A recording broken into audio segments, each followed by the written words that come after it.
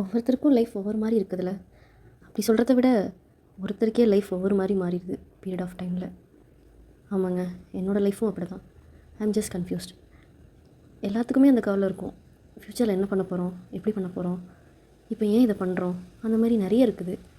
அதில் self doubt. ஒன்று பண்ணலான்னு முடிவு பண்ணலாம், செல்ஃப் டவுட்டுன்ற பெருசாக வந்து நிற்கிது. நம்மளால் முடியுமா, எவ்வளோ தூரத்துக்கு நம்மளால் பண்ண முடியும், கண்டிப்பாக பண்ணிவிடுவோமா, பண்ணலலாம் நம்மளை என்ன சொல்லுவாங்க, சொசைட்டி நம்மளை என்ன சொல்லும் அப்படின்னு நிறையவே செல்ஃப் டவுட்லாம் இருக்குதுங்க. இந்த செல்ஃப் டவுட்லேருந்து எனக்கு வெளியே வரதுக்கே ரொம்ப நாள் ஆயிடுச்சு. ஸோ இப்போ நான் மறுபடியும் டே 1லேருந்து ஸ்டார்ட் பண்ணுறேன்.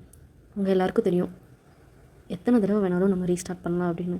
So this is my day 1. எதுக்கு அப்படின்னு தானே கேட்குறீங்க. என்னோடய புது கெரியரை நான் வந்து ஸ்டார்ட் பண்ணலான்னு இருக்கிறேன். எஸ், நான் I'm gonna prepare for my TNPSC examination. 100 days படிக்கிறேன், 500 டேஸ் படிக்கிறேன், 10 டேஸ் படிக்கிறேன் அப்படின்னு நான் லிமிட் செட் பண்ணலைங்க. Because I do have my self doubts. எவ்வளோ தூரம் போக முடியுமோ போகும், அவ்வளோதான். ஸோ எவ்வளோ தூரம் போக முடியும்னு பார்ப்போம். Let me start. This is my day 1. So நீங்களும் வெயிட் பண்ணாதீங்க. Start as soon as possible. You can do it. என்ன மாதிரி நீங்களும் நம்பிக்கையோடு ஸ்டார்ட் பண்ணுங்கள்.